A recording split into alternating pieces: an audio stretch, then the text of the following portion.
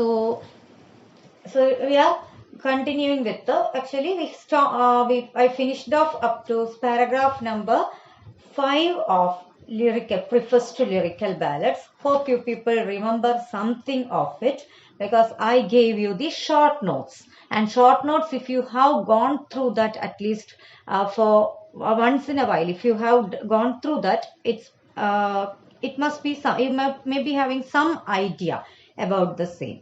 So anyway, I do not want to describe it in detail, but still would like to go back to get you what we are talking, or on behalf of Preface to Lyrical Ballads, what is happening. We are this essay is in the, we discussed this essay in the context of Romanticism, romantic revival, and we have Wordsworth, Coleridge, and many other writers, prominent writers and literary critics. Some contribution for literary criticism also had been there on their part. Now we have it, right? So that one of the contributions we are studying this lyrical ballads, the preface. Actually, preface is the criticism. The piece of criticism is preface. Lyrical ballads is just another collection of piece of literature, but preface is the part in which we have some ideas, some tenets, some opinions raised on the part of the person, that is Wordsworth, about the new way, new method he tries. He attempts something new, and that itself is the context in which we are discussing this essay, or romantic revival. How did it come? Why did they want to experiment with something new? Why did they decide to swim against the current of the time? That was neoclassicism. Mainly it was against the neoclassic rigidity. You know, as you learned the movement, you have already learned the movements as part of the module 4, part of module 4. You know what is neoclassicism, how did they view literature, what kind of writing did they promote. And now we have, and simultaneously, actually, it is not actually after that, but along with that, simultaneously, at the same time, these people wanted to try something very different, you know. So they were experimenting, they were writing on serious subjects, neoclassic or the traditional writers, they were going on with very serious subjects, very serious topics, and the way of writing also was the same type. But these people wanted to write about nature, something very simple, that seems very simple, but presenting it in a very different manner. So that we quoted the example of Solitary Reaper. You know, how an ordinary woman, a woman who is reaping in the field, and a passerby sees her. Normally we do not stop, or we do not actually, he tells us to stop or gently pass. He stops, and he tells the readers to stop or gently pass. That is, take a slow step so that you can listen to her song. So this is the way they give importance to something that seems very unimportant or very silly, or something natural like flowers, gardens, woods. All these are part of their portrayal in literature, or subject matter in literature. And that itself is the claim on the part of these romantic writers to bring out this everyday life picture into, or to portray the everyday life reality that is more profound, that is more philosophical, that is more eternal. So it is somewhere universe. It has a universal touch. That Solitary Reaper about whom Wordsworth is talking may be in the British countryside, but we know how such women folk are everywhere, and how their songs are attractive, or how much solace or some way enjoyment it can give us if we are ready to listen to. So this is the way this poetry, their writings claim a universal touch.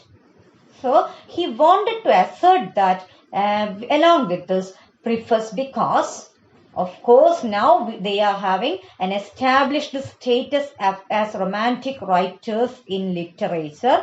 Now poetry, English poetry, British poetry obviously takes Wordsworth, Coleridge, Shelley, Keats. They are names as somewhat synonymous with this area, canon. But that time they were beginners. And of course, they were challenging the established system of the time. So obviously, they were meeting challenges. They were facing harsh and ruthless criticism. Hope you remember. I told you about, mentioned this Edinburgh Review, Quarterly Review. The major journals of that time, those harshly criticized this kind of writing, this new experimenting kind of poetry, and that was the reason actually Wordsworth wanted to add a preface. Preface, the lyrical ballads got published not in 1800. That it is the first edition was in 1798, and after 2 years, with a lot of difference, with a lot of changes. How Coleridge was given the prominence, the importance given to Coleridge was taken back, and how Wordsworth took the prime or important position, and how he moved the poem of Coleridge to the penultimate position. All those personal problems had been there, but this preface addition, adding of this preface had that its own importance as such. Right. So, it was given as an explanation, or as a kind of his stance he was trying to make clear with this preface to Lyrical Ballads. So, please take it from me.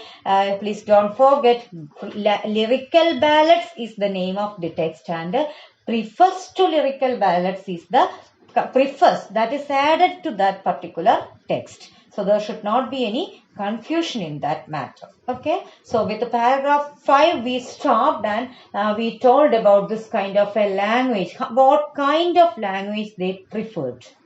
What kind of a language they preferred in using. It's not at all something very, something which is unable to understand. It is something very tough. Normal readers can never understand. It's not at all the language they wanted to. These writers of romantic literature, they wanted to use the everyday life language, everyday life conversation, and they wanted to represent human beings or the people, their lives, which are very common, which are readily available to us, which are really, we see and we view, we witness every day. So that once those are portrayed in literature, we can get more clear understanding and more clear picture about the same. We are never getting bored of reading, because which is something beyond our reach or capability of understanding. We may not feel more for it. Of course, we watch some ghost movies. 1, 2, 3, 4, 5 ghost movies. But then after a while we feel like, oh, it's something boring, because it's not something inside our power of, or it's something beyond our reach. But that also can be represented, and that also is part of art. But what I'm talking about Wordsworth's point of view, that is taking something from everyday life, representing such a reality in a different light, will bring an enormous, a very beautiful effect for the readers or the literature in general. And that itself was their rebellion against the neoclassic rigidity of choosing subject matter, theme, or writing style on behalf of something very seriousness. They wanted to assert everything in a serious manner. They wanted to make sure of seriousness in art and literature or writing theme. Neoclassic, and that tradition itself was in one way or other challenged by these new writers. It's new writers during that time, not now. Now they have more prominence and more acceptance than any other any other writing attempt, or some way we all prefer their writing, their poetry. If you read, you will understand. It's not just Kublai Khan or poetry. Solitary Reaper, they have many other beautiful poetry poems like Ode to Nightingale, Ode to West Wind. All this natural poetry, you have to read and you will get the beauty of the same. Okay. First to lyrical ballads, paragraph number 6. Let me get you the points first. Now don't look at the essay. We will read it later as usual. Okay, so all good poetry is the spontaneous overflow of powerful feelings. In the very beginning of the paragraph, you will not see, I am talking about the points. So this is the soul of his preface. This is the very part at which, this is the definition which is very famous on the part of romantic writer, romantic critic. That is poetry he tries to define now. In their discussion, most often literary genre, poetry as a literary genre comes, it gets more prominence. You know, during different time periods of history, different genres, the kinds, different types of literature, like poetry is a genre, prose is another, fiction writing, drama is another. These different types are available.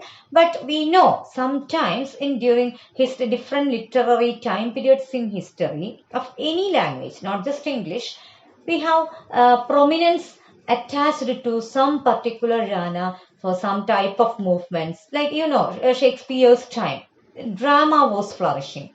We cannot always find out more of poetry that time because he was the prominent writer of the time and he was particularly concentrating on writing drama. And that time staging was having much chance because Elizabeth as a queen, she promoted this staging because these writers were ready to write down themes promoting royalty, royal kind of rulers. They were they praised these people in their literature. So Elizabeth was promoting that like anything. But we have some other incidents where if some themes come against the royal court or something, these people, how did they insist upon these writers to remove that? We will come across that. But as a whole, Elizabeth was a queen who promoted the flourishing of drama and all that time.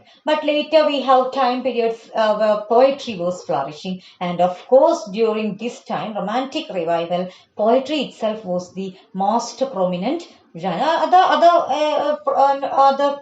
genre also were somewhere flourishing, like 18th century English literature history witnessed the upcoming of novels. We had to wait till 18th century. During Chaucer's time, we didn't have a novel. 15th century, 16th century, we never had a novel.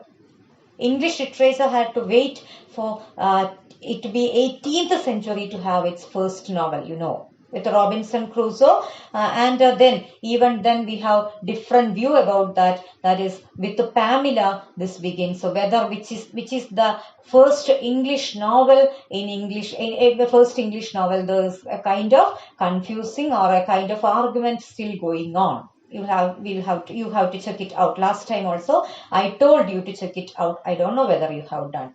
So why it is not Robinson Crusoe, why it is Pamela, I get you as an assignment. It's just, if you do not get, I will explain tomorrow. Okay.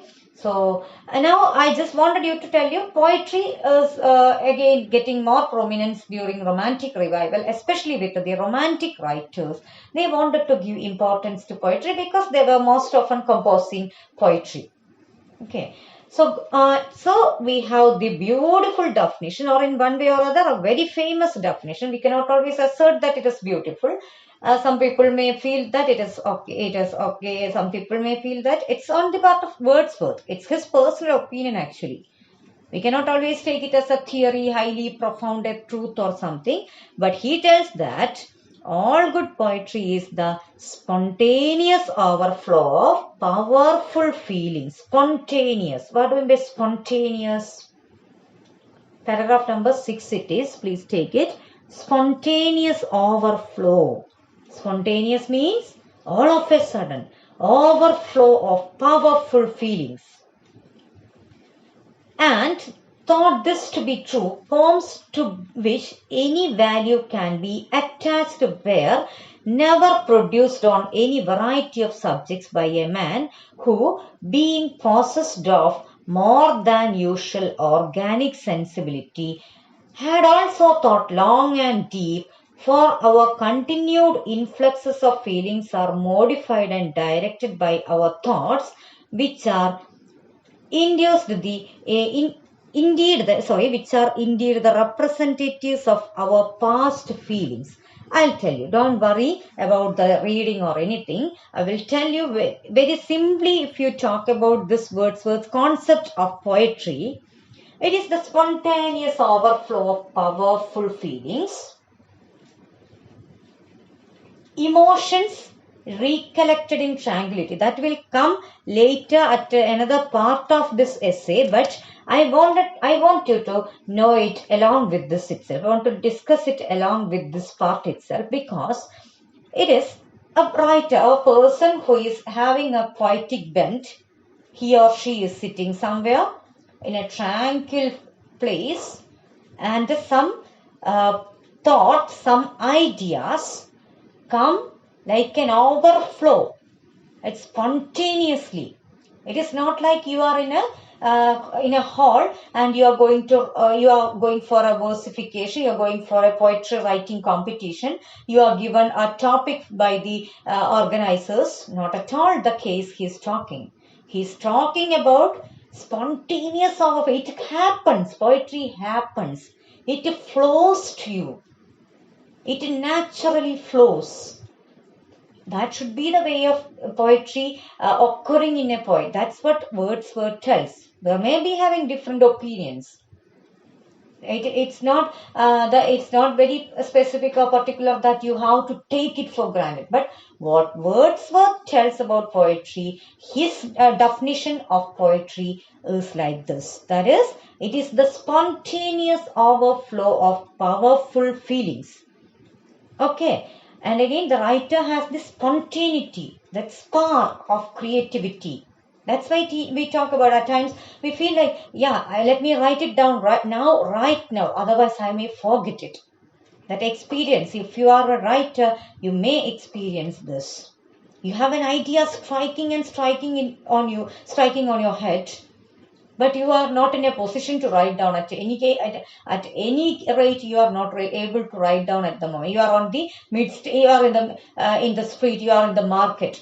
You are buying something, and the grocery, the shopkeeper is talking about the bill of the food you have, the items you have purchased. Can you write down at the same moment? No, because there is no tranquility, or there is no peaceful atmosphere to write down.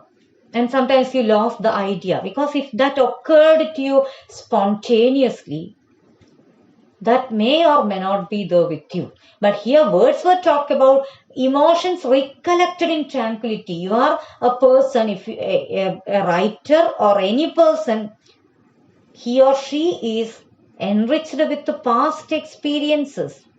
It's not that you can write about something only if it is in front of your eyes. You're just witnessing it and you are writing. It's not the way. It's just commentary. But you have viewed something, you have experienced something, and it is there in your mind.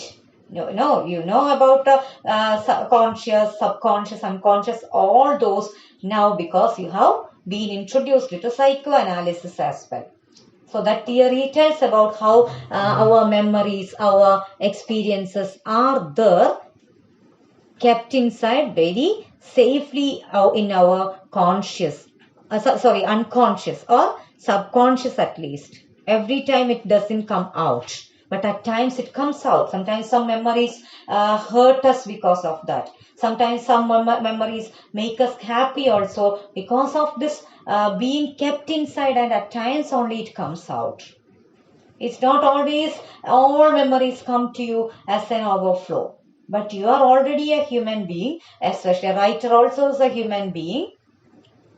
and he or she is having a lot of experiences, past, present. The present also the person is experiencing. And if the person is in a mood to write, if that experiences come as an overflow of emotion, and in the tranquil, that is tranquility. That's why I wanted to tell about that here. It's emotions recollected in tranquility. They may not be writing right at the moment, but later they are recollecting and writing down those. And that is the way in which poetry happens. It is written. That is the point that Wordsworth wants to make about writing poetry. Okay, so contemplating, by contemplating, what do you mean by contemplating? Contemplating. Contemplating means you are thinking deeply, you are recollecting, you are ruminating, you are thinking and thinking, contemplating the relation of these general representatives to each other. We discover what is really important to men. Sometimes every experience you cannot write as you do not write as poetry. Okay, so long and deeply you think. Sometimes you think it's not deliberately you are writing. That is the point at which Wordsworth is contradicted as well. He claims that if you sit down and deliberately write down poetry, it's not something very genuine. It's not sincere. It should come as a spontaneous overflow. Sometimes you might, that is why you talk about this Archimedes, once he found out an idea, he was running out naked out of the bathroom. He was taking bath, and he was in search of a poem. He was in search of an idea, not a poem. Archimedes. And again he all of a sudden that idea came to him, and he was excited and he was jumping. He was running out of that room, that bathroom, naked, because he was unaware of the surrounding because of the same reason. Eureka! I found it. This is the way he ran out. And the same effect is there with a poet when he finds out something, that idea strikes him, the same, the excitement strikes him or her. And they write down poetry. That is the spontaneous overflow. And Wordsworth actually doesn't count or doesn't appreciate the way you sit down and deliberately you sit down and write for something like I have to write down poetry and I will have to post it to my friend. I will have to finish off writing poetry as I have promised to send it to this magazine or that magazine. So this is not at all the way he tells about writing poetry, but a poet is already he or she is poetic, is creative. He has the creative bent is there, and the person has a lot of experiences, and all of a sudden, one in a particular very tranquil atmosphere, he sits down there, and all of a sudden this idea strikes. He writes down. Okay, so this is the way he talks about, but later many other critics told that his poetry, most of his poetry are not written in that way. He has deliberately done it. He has this very peaceful selection, very careful selection of words. Everything they point out as against as opposing this theory he made. That is, sometimes we tell words and deeds should correspond, should be matching. You talk about you talk very broad things. Just think about a person who tells something very broad. We feel that, this is a very liberal, very person with a liberal minded thought and all. But, okay, let me tell you. I tell you that, okay, mark doesn't matter. It doesn't matter at all. You please study your own. Otherwise, it is just interest that is most important, and mark and academic records do not count, and all these talk and talk and talk. But just think about it, during the first internal examination, you got just 5 marks out of 10. And I make the students stand up and tell them, oh, what the hell were you doing in the examination hall? Just 5 mark out of 10. And you see the person who scored 10 out of 10, 9 out of 10. You just see and you study from them. All this, if I'm telling, I become a pure hypocrite. I prove that my words my words do not match with my deeds, or my principles. Actually, I do not bring it into practice. So this is the way Wordsworth once he tells that poetry is the emotions. This is spontaneous overflow of emotions, powerful feelings, the emotions recollected in tranquility. And again, in the very beginning itself, he told about this, the very simple, rustic life, their language, without much coloring, to be taken as the language of poetry, in a selection of language really spoken by man. That is what he tells. That was what he told us. And people quoted his poetry and told that, is it the way a normal man, a very rustic, simple human being talk? Is it the way a person talks? No. So there itself, it's the way he contradicts his own statement, or he does or writes against his own concept. Fine. So that again is another part, but this is the preface in which he talks about all these at great length. Okay, so that is the point at which he contradicts, but we have to, in one way or other, this definition stays there because it is part of his preface. Okay. Of course, we cannot deny that in all the poetry he is against this. He wrote against these views. But there are poetry on the part of the same writer which contradicted these statements intact. Actually, intact, we have to say. Important subject, still at length, if we be originally possessed of much sensibility, such habits of mind will be produced. That is the contemplating kind of a mind, obeying blindly and mechanically the impulses of those habits. We shall describe objects, and the utter sentiments of much of such a virtue will enlighten reader if these affections are purified and strengthened. He tells that there may be people who challenge these views, but if you are a person, if of course my poetry can enlighten readers who understand the sense of what I tell about writing simply. That is in the beginning he told, but this overflow, spontaneously you are writing, spontaneous overflow, if you are taking care of, and this emotions recollected in tranquility, that has its originality. The poems are more worthy and virtuous, and that obviously that will satisfy or enlighten a group of readers. Of course, that will be really acceptable on the part of a group of people. At least a bare minimum readers will be there, I am sure. That's what he confidently says. Okay, so this is the confidence he promotes. He tells that my views will be, sooner or later, will be promoted or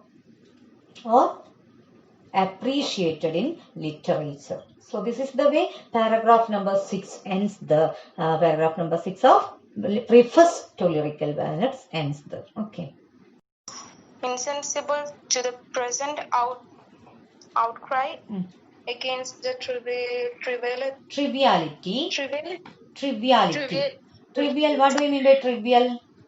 Silly. Okay. Yeah. Yes. Triviality and meanness. MEANNESS. What do you mean by meanness? Again, very something very bad. Okay. Both of thought and language, which some of my contemporaries have occasionally introduced into their metrical compositions. Okay. Who are the contemporaries? The neoclassics. Okay. Yeah. And I acknowledge that this defect where it exists.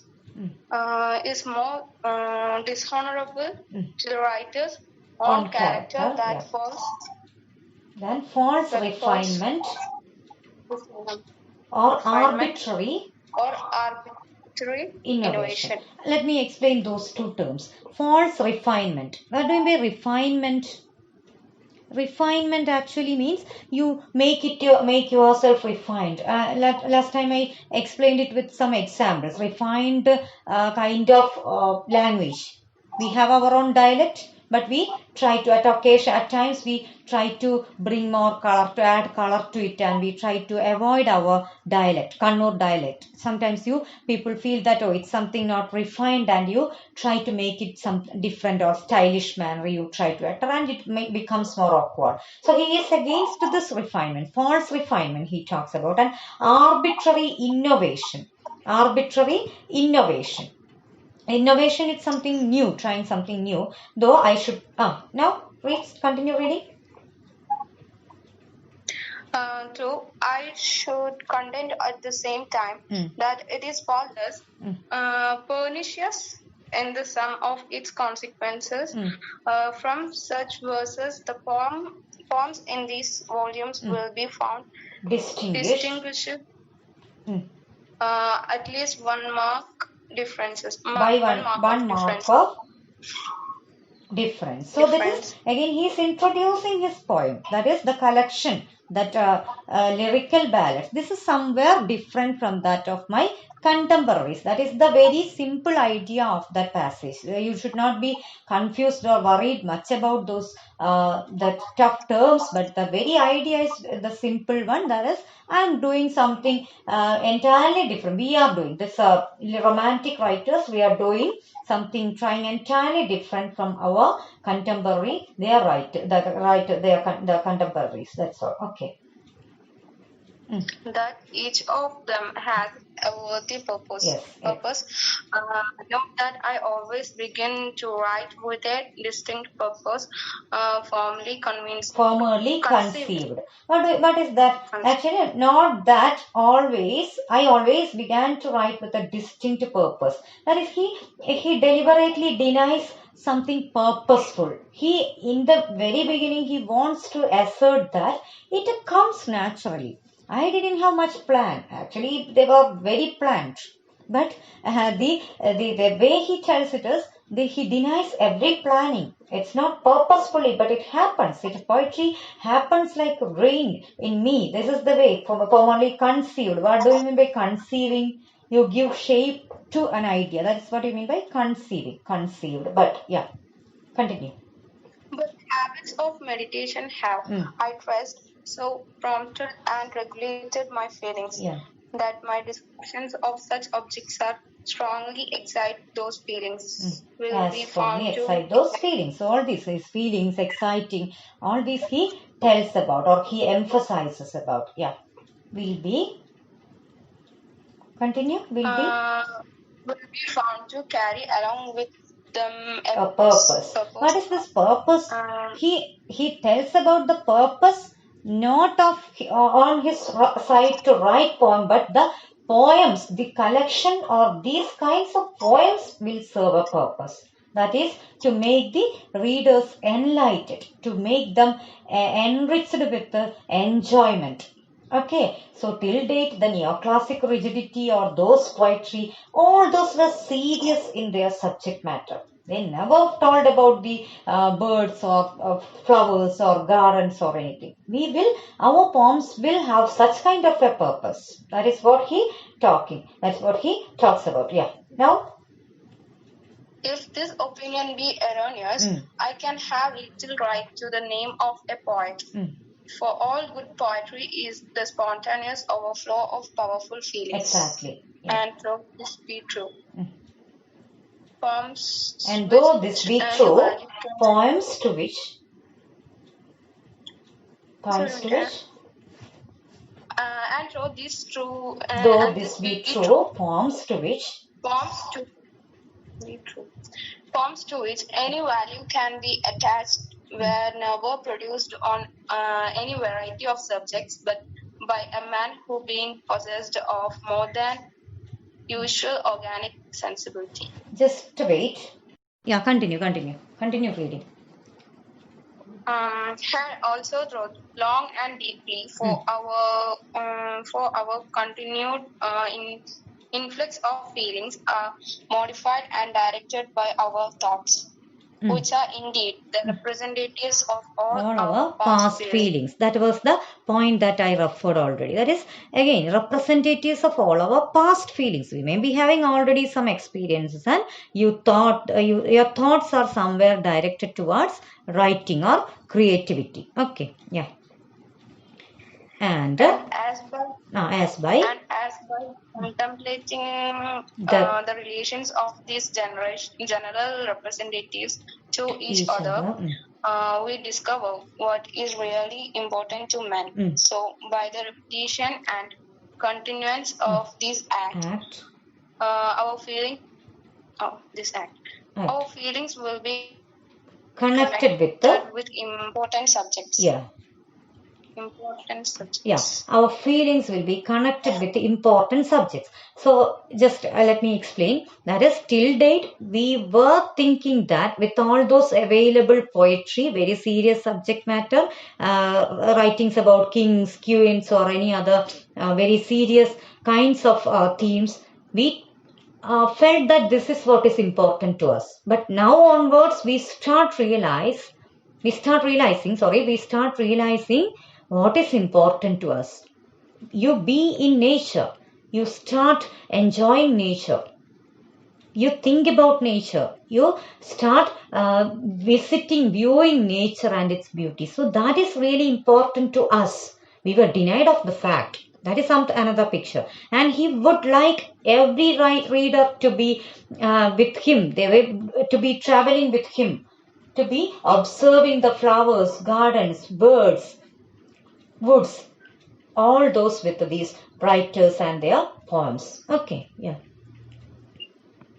Till at length, we be originally possessed of much sensibility.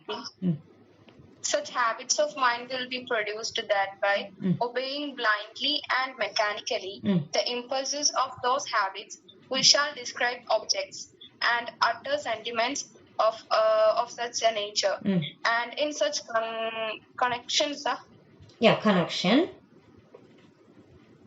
with each other, that the understanding of the reader must necessarily be in some degree enlightened and his affection strengthened and purified. Connection, that spelling, even it's some kind of an old kind of usage, but still the same. The meaning is the same. Also, and again, the final paragraph, it's something already restating his argument. That is, these poems will definitely enlighten the readers. This new style of writing, these themes will definitely enlighten the readers. Okay, so this is the way habits. So our habits. See, this is originally possessed of much sensibility. If we be originally possessed of much sensibility, such habits of mind will be produced, that by obeying blindly and mechanically the impulses of those habits, we shall describe objects and utter sentiments of such a nature. And in such connection with each other, the understanding of reader must be. So all this we do not have to. Still, it's mostly about his expectation to bring a very different kind of enlightenment, or to make the reader enlightened with having or making them more, bringing them more access to the nature. Till date, no one was ready to write about nature. So this beautiful nature didn't have any representation, but only those who were in power, the kings, queens, their wars, their courtly love, all those were getting representation, nothing else. So this is the way these persons, these writers of romantic revival wanted to bring some different effect. Okay, so this is the enlightenment they mean. Enlightenment, it is, again, enlightenment as a movement, not as a movement he talks here.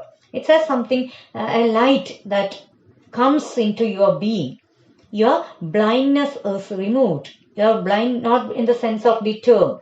It's not literal blindness, but you see nature every day, but you do not see. That is the way they tell. You hear, but you really hear not. You see, but really see not. This is the way it happens. So this the part at which we end here, the sixth paragraph. That's all with the sixth paragraph of Lyrical Ballads. Okay. Preface to Lyrical Ballads, paragraph number 7. Just very few lines further. So he tells each of these poems has a purpose. Again, restating his argument. Distinguishing features of these poems from the poetry of the day, as feelings therein developed gives importance to the action and the situation, not action and situation to the feelings. But feelings therein gives importance to action and the situation. Earlier it was action and the situation giving rise to feelings or giving to see, he's taking an entire, it's a reversing the way a poetry is getting composed. It has been said that each of these poems has a purpose. Another circumstance must be mentioned which distinguishes these poems from the popular poetry of the day. Which is that popular poetry of the day? Neoclassic poetry. It is this that the feeling therein developed gives importance to the action and the situation, and not the action and situation to the feelings. Okay, so that again he is talking against watching something and immediately you write it. No, it's about you have a different take on the action and the feeling. That is, you have the action and the feelings therein developed gives importance to action. That means you have the emotions and feelings and you write down. That is the action. The write down. You start or decide to write down. And this is the way poetry gets composed. It's not about you have an action first and then you have some feelings, but the feelings are recollected and on behalf of that you write poetry. It's very subtle. It is very precisely you have to observe that sentence. Okay, otherwise you may go error, so you may be confused for the same. So that's all with the paragraph number 7. So today this is all fine.